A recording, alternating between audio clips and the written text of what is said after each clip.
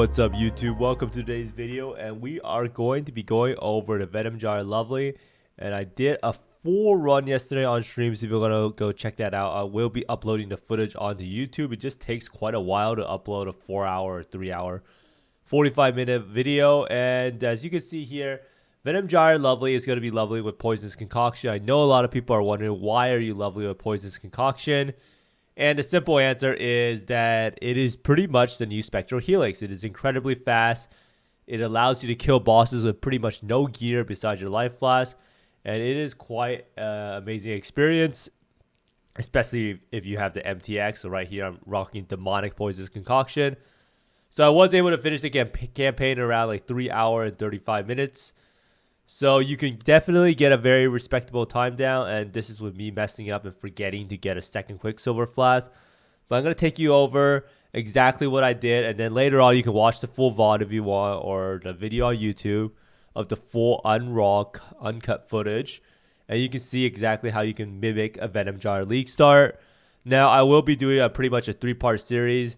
Today on stream on Twitch, I will be going over the transition. I'll be taking this character that just finished the campaign and exploring how you can actually transition into Venom Gyre from Poisonous Concoction with the amount of regrets that we currently have, and how I would personally approach it.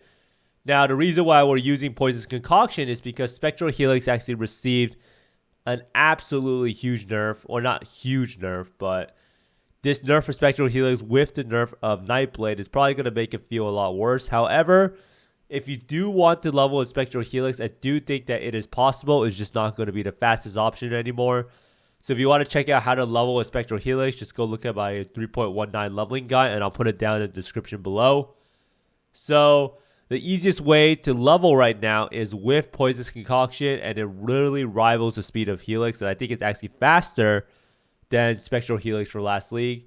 So if you want to see what actually happened to Spectral Helix had its effectiveness of added damage go from 160% to 100%, and 150 to 250%. So it's almost about a half damage effectiveness nerf, which is pretty significant. So you might be wondering, why Poisonous Concoction? Well, Poisonous Concoction requires almost zero gear at all, and you're using your life flask as your weapon. So you can pretty much go to the vendor, you can buy your BIS weapon with 3 transmutes or 3 wisdom scrolls, and it's pretty nice. You can pretty much clear the campaign with a 3-link. You use Greater Volley, Greater Multiple Projectiles, and Poisonous Concoction, and that's literally all you need. And then for the last link, you would use Cruelty, you would use Void Manipulation, or Unbound Ailments, depending on what color is your last socket color. Now, Deadeye Tailwind actually kind of benefits the build. A lot of people wonder, how do you actually play Deadeye Venom Gyre or Deadeye Poisonous Concoction? And the answer is, you only need Tailwind. You can even put off doing the Cruel Merciless Lab until after you finish the campaign. You will see in my video footage that I did do the labs on level, even if it didn't give me anything. It did give me 10% proj damage and 10% accuracy rating. Now, the reason I do this is because I actually get under leveled if I don't do the lab. Now, you do receive a near perfect amount of regrets to transition to Venom Gyre after the campaign. So I kind of wrote it out a little bit. So you can see here, this is the Venom Gyre, the Poisonous Concoction tree. And after the campaign, you will respec it like this. And it should be pretty close, but you do need to maybe save up some regrets later on. So you can kind of compare it. So you can see here, you're pretty much respecing all of these points over here. Precise Technique, Poison points over here, Flash Nodes here, and lastly here. So what you want to do is you probably want to save on respecing these Onslaught nodes, because these actually benefit your Venom Gyre build. And you would respec Precise Technique, then the Poison nodes, and then lastly probably like the Flash Mastery nodes. Even these ones kind of benefit you because they do give you attack speed with claws. So I'll probably wait a little bit to respec this one. So it really just depends on what level you are when you finish the campaign. A lot of people finish the campaign at level 68. On my run, I finished the campaign at level 60 because I ran through a lot of the zones. So it really depends on what level you end up being. Now, you can definitely finish the campaign, I think, in under 4 hours of practice. My run was around 3 hours and 30 or 40 minutes. And you can finish it in the low 3 hours if you actually practice and you go through what I put out. and you can swap to Venom Gyre when you're comfortable.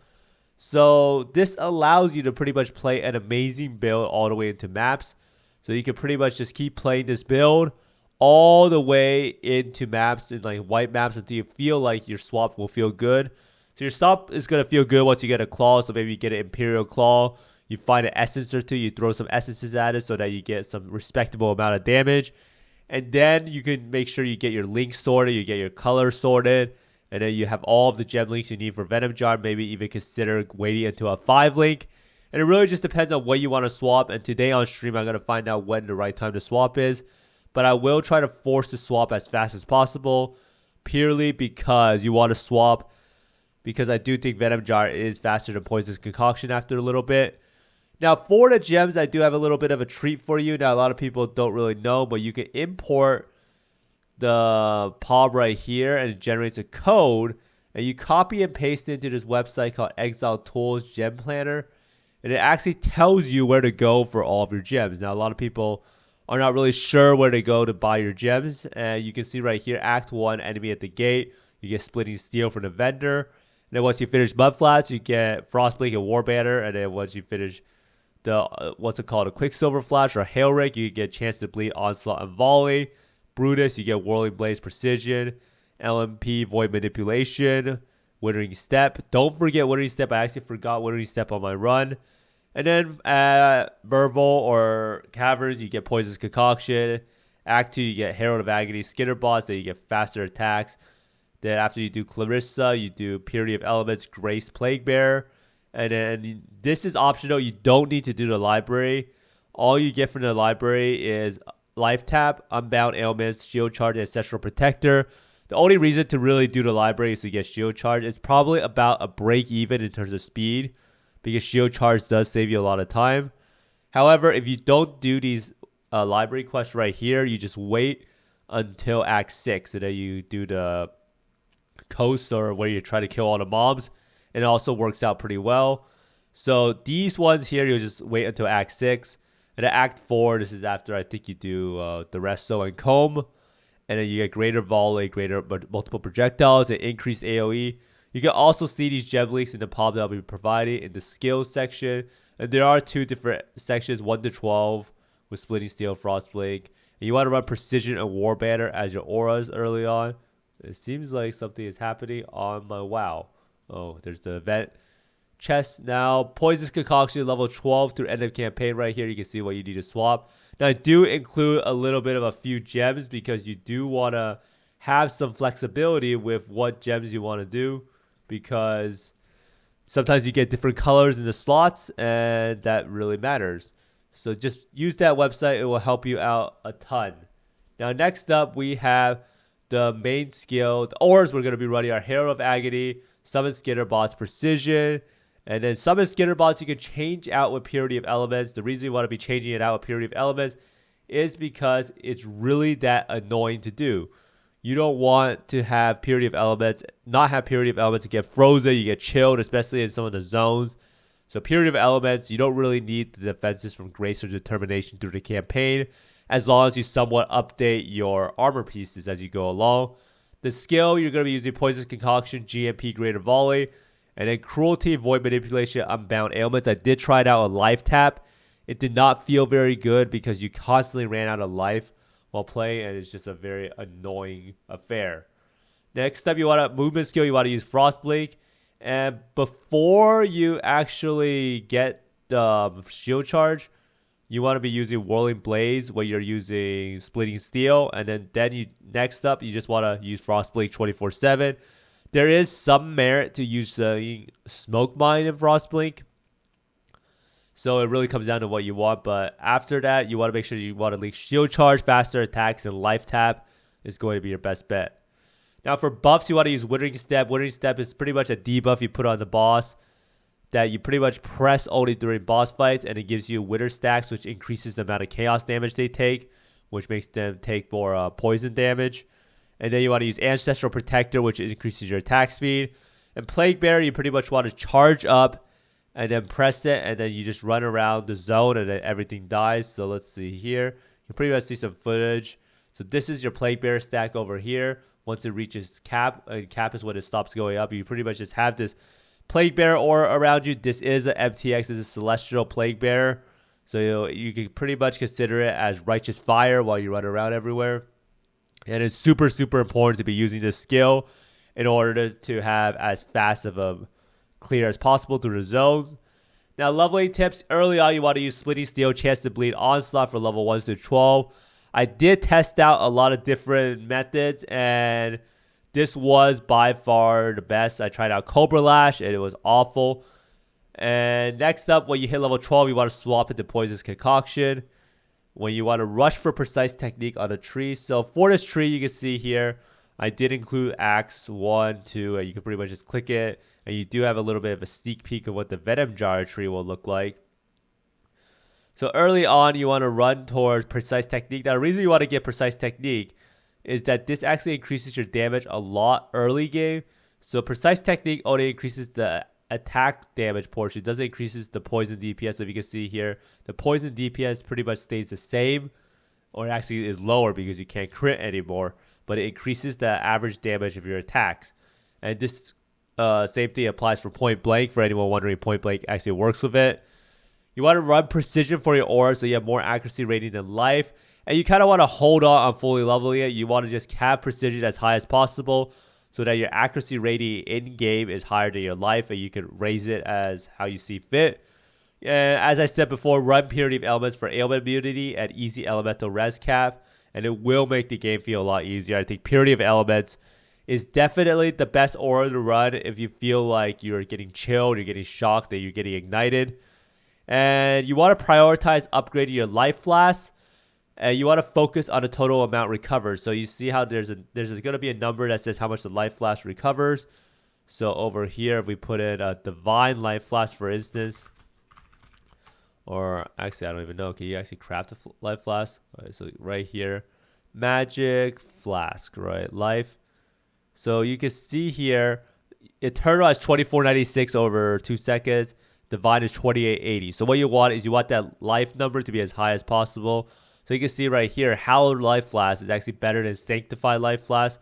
So you just want to keep that in mind when progressing through the campaign. Hallowed is better than Sanctified. And then you can also get rolls on it, like Total Amount Recovered is a really good one. Now, finding a friend with shield charge from the vendor will save you a lot of time. I do think that you can probably do this run in around 3 hours flat if you got a friend with shield charge. Now, this is, of course, assuming that you're Tai Killer or something. Most people are not doing the campaign in 3 hours flat with 100% completion. And as I said before, remember to press Withering Step when fighting a boss.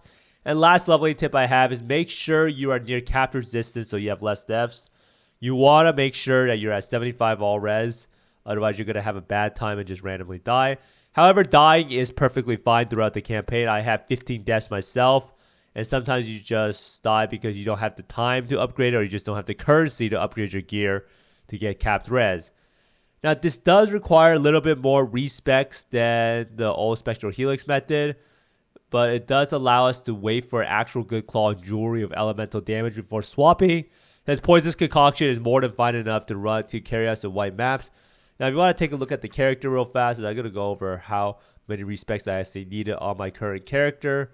So let's go see here. Where's my current guy? Next, SSF standard. So right now you'll see that I have 14 regrets. Now I did finish the campaign in level 60. So what I would respec is I 1, 2, 3, 4, 5, 6, 7, 8, 9, 10, 11, 12, 13, 14. So we have 14 points to respec.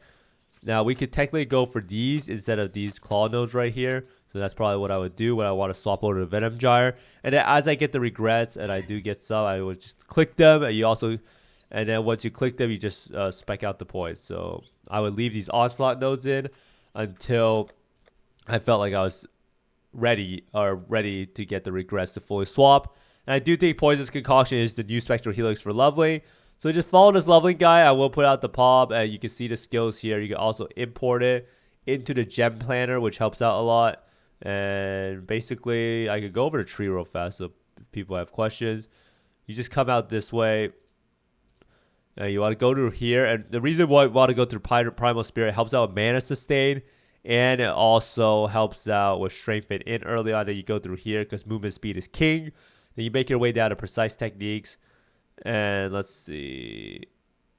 You make your way down to precise technique. And then you want to get the onslaught node. I kind of waited a little bit to get the onslaught node. And then you want to get these poison chance nodes that help out. And you need these flash nodes over here for some flash sustain.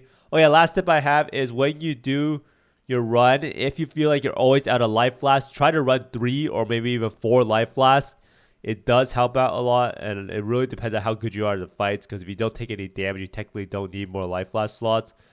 So basically, once you get these poison nodes over here, you go down this way, you fill out these poison nodes here, you get the accuracy rating, then you go up here, you get these last poison nodes, and after that, you are pretty much just filling out the Venom Gyre tree with the life nodes. You get the life nodes here, life nodes there, some chaos things, and then you get the aura reservation efficiency right here with charisma. You fill out these life nodes on the bottom and head towards point blank. But hopefully this has helped you out. I will include the PoE, and do expect to see the full leveling run in a little bit. I'm not really sure how long it takes to upload a 4-hour video. But thanks for watching, everyone. Let me know down in the comments below if you're going to level with Spectral Helix or Poisonous Concoction.